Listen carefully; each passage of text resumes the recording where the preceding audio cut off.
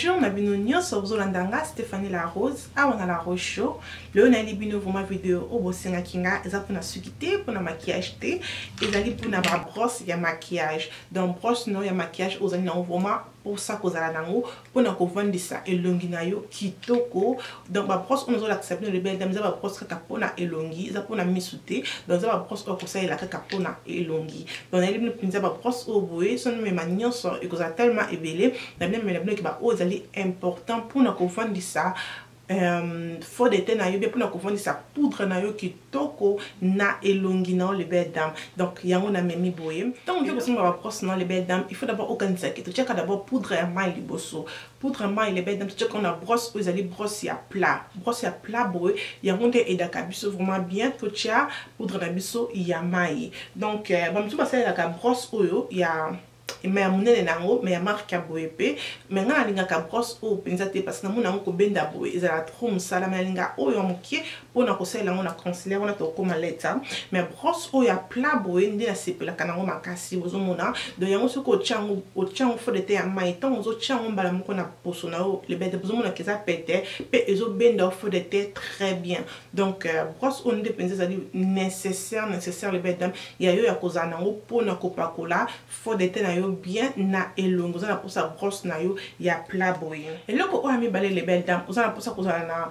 brosse ya poudre, o ezali poudre poussière. Donc poudre poussière on brosse tango, brosse na za vraiment evimba de bozo mona na pe eza soft. Tant botan des allées, ils ont vraiment soft, ils allez wet technique est très bien. Ce que ça m'a dit, au sommet ma brosse de belles dames, comme ce que sur collection wet technique, ils ont cher, oui, bah quand tu as une brosse moko boy, bah quand tu as tout le bas 11 livres, 12 livres, quand on a brosse au moko. Mais ils ont bien parce que éco mais là, peut-être on doit tirer en poudre, zo benda vraiment elongina bien vraiment que ils ont benda bloc au nyoso ou check ils ont balissé bloc au nyoso on a pour ça et balissé na elongi. Donc brosse ou ils allaient vraiment qui toque pour na biso pour na kocha poudre na biso ya poussière. Donc poudre poussière, il faut brosse moko yamne nepo tant aux autres chango ils ont benda. Ils ont bien vraiment pour son nom, bien, ils ont bien de poudre poussière, bien. Donc, brosse, on a bêti, c'était les belles dames, elles allaient très bien pour la poudre et la poussière. Vous en avez poussé la brosse, il y a mon nez boy pour la poudre et la poussière. Et là, comme tout le monde, les belles dames, ils allaient penser important pour la brosse, on a poussé qu'on a la brosse, ils allaient à kongengisa longi non on ka tobeng sa kango engengisele pona kongengisa longi non le belle dame brosse o ezali kitoko on a somme qu'on a eBay na ko tia lien na on a C afin na somme que ba 3-4 livres boye eza nango cherté ezali bien pona ko sane ozomona nga na za engengisele awa brosse o ezala ka vraiment bien pona ozo chango pona kongengisa elongi na ba partout omoni na zolo boye na mse ya munoko sobi likola munoko pardon pona kongengisa elongi na brosse o ezala vraiment bien. Ça fait 2 ans que na za brosse on a son mon eBay mais ça toujours bien les belles dames. C'est vraiment important les belles dames côté que ba brosse na yo ezalaka propre ko lukate que ba brosse na ezalaka salité parce que ozo salango na elongi le ko ozo salango na elongi les belles dames zalaka sûr que après chaque 2 semaines bien chaque 3 semaines ozo sokola ba brosse na pour ba brosse na ce que ça salité et que bébé ça peut pour son nom il y a elongi. Après, tu as une brosse na biso ya contour. Eza brosse na biso ya boye bozo monana. Eza li brosse à contouring. Pendant que contour na elongi na biso brosse eza li pe très bien. Na nango mi balé, moko na somba na na somba ngo na Tiki Max. Bon ba ebi Tiki Max ana yuki ba teka kape ba bloc maquillage ezali pe bien. Donc ce qu'on somba ngo na internet télé belle dame ko somba ngo na Tiki Max brosse ezali boye eza pe très bien. Donc ezali bien wana pona ko aider biso tant ozo sala contouring. Donc ezali bon même shape na déjà shape matama et boy. Donc ezali vraiment très bien pona ko vendre sa contour na et vendre kitoko ligne na yo ezala bien. On a pour ça qu'on a brosse au les belles temps ozo ke ko somba brosse na il faut en a brosse au pourtant ozo benda contouring na ozo benda bien brosse au ko aider vraiment pona ko vendre sango ko vendre sa contour bien na elongi. Ko landa les belles dames ezali éponge na biso ya beauté bino webinde na utiliser éponge ya beauté modèle na linga éponge ya beauté donc na linga même pour les brosse donc éponge ya beauté ça na rôle moko ya makasi na maquillage na biso même temps on se tia fond de teint na brosse aussi ce que tu na brosse au monde qui ko beta on monde na beta quand on peut na ko kotisa fond de teint et vendre kitoko et makitoko na poso ndenge moko pe na concealer ce que tu concealer na yo aussi ce que tu concealer ko beta on na éponge na yo pour na ozo beta on pour na concealer na et makitoko il faut que c'est la éponge de bedem éponge ils pas normalement comme makasi na maquillage ou ils allaient real technique ils abattaient comme on a ba boots na ba super drug ils allaient na ba 6 livres à beaucoup kana moko mais ce que sont ba real technique te ko sont non o ya 1 livre na somba on a Primark donc ko sont ba pe oyo na Primark pe donc na somba ça fait 4 mois 5 mois bon mon qui comme déjà ko lia mawana et comme déjà ko lia malikolo wana mais ce tali real technique ça fait une année qui n'a zanango et ça nous bien donc ils a cher mais ils a bien peu que vous mais là yo mais oh ya Primark besoin mon qui bien bon mon différent mais oh ya Primark pe ils allaient bien pour l'utiliser un peu mingi ils allaient bien donc aux a ben ponge na yo ya ko kende ko somba après on a sur le bed dans allez na brosse na biso o ezali pour na fard à jour pour na kotia fard à jour brosse moko kaka o moni ki ezali cercle bonde bo moni brosse ezali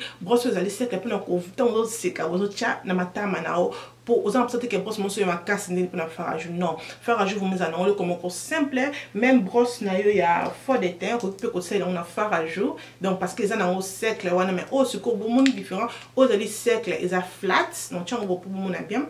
o yo ok, aux alliés différents, mais ça plat, mais aux alliés,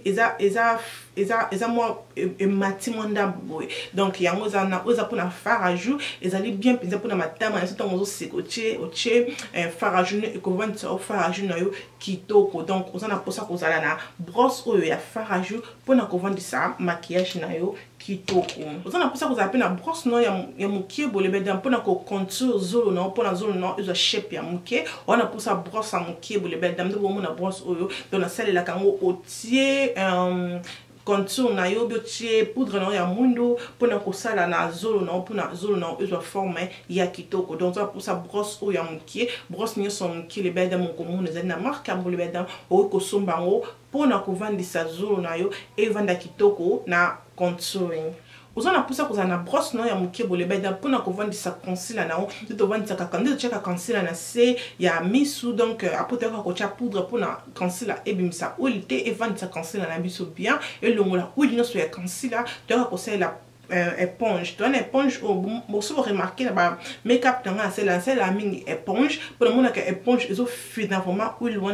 y a concealer pe ils ont vendu ça concealer très bien ce qui peut au ligne conseil là non pe oyo brosse peut aller très bien on conseille la brosse au chango ils ont ben dans haut bien à ça la kakena tie poudre na ngai na tie poudre na ngai na se ya misu na éponge après na silisine na kozo suko brosse na oyo pona ko benda suko poudre na ngai nyoso o na chaki donc wana posa des blocs oyo pona ko vandisa misu na se ya misu na ezala kitoko donc éponge o bozomo na oyo boy ezali kitoko pona se ya misu na biso pona ko vandisa poudre na biso beton tie concealer na yo après oya kolongola ngo na brosse na biso oya we technique ya mukie merci na bino nyoso bantina ngai ne bande pe comme na na suka les bedam ba brosse eza tellement ébélé mais on a la kisibino les bedam ezali clé oyo ozala nango pona ko vandisa elongi na poudre na yo ezala kitoko na elongi ozana pousser ba brosse on a la kisimba brosse mususu ko kozala nango ezana on a problème tezana na ka pona ko ajouter pona ko bongisi elongi na yo et ça la yo kitoko donc on a la kisibino mingi ba brosse kaka ya elongi ce que pona la kisibino ba brosse mis sur les bedam tindelanga message commenter na se na kozala wana pona ko sala ngo pona yo merci na bino nyonso bandi nanga ne bande pe comme nanga nasuka nzambe apambola bino nyonso ko bo santé sur comment que vidéo o ebaki si implice na yo ko aimer yango ko sala ngai bien pe ko sala abonner na chaîne nanga la Rocho et ko sala nga bien makasi ko bo santé ko ndanga na Tu Congo na Sepela TV merci na Boss Brothers merci ne umtolanda kangai wana tukutani à la prochaine Tinate et Kominatina. Bye. Bonjour, nabino nyonso bozolanda ngai Stéphanie La Rose. Lelo na libino vraiment nouvellement quoi bien hâte qu'on a période de la fête, ma bonne année. Nabi ko bazo préparer na peso cadeau ni na peso maman cadeau ni papa ni cadeau ni. Donc lelo vraiment nouvellement quoi bien Sepela TV et Tiki Baby sauter le bikini ni toko Sepela biso nyonso ensemble les belles dames. Maman bozo talanga, papa bozo talanga. On a besoin qu'on puisse papa na yo cadeau, maman na yo cadeau, mwana na yo cadeau, koko na yo cadeau. Sepela TV et zawana pour na biso tout nanga suka ki tia mona combien a comme si prix na combien c'est plate va vite hein na aucun de gauche na aucun de droite té na télévision na 85 livres ya pamba et tout nanga abonnement au cas où faut 85 livres et au ben ce que faut ce abonnement c'est plate va que le cause de la période à ma fête na peu c'est on a 85 livres et na ba c'est 4 mois ya ofélé babi 4 mois ya ofélé ailleurs Kolanda politique awa na kata Sepela TV sport awa na kata Sepela TV théâtre awa na kata Sepela TV bébé bazo la inge olingo tika de baba na calme awa na kata Sepela TV dans Sepela TV libiso nouvelle oya bien donc maman sombela papa pe sombela maman pour la biso nyonso to sepela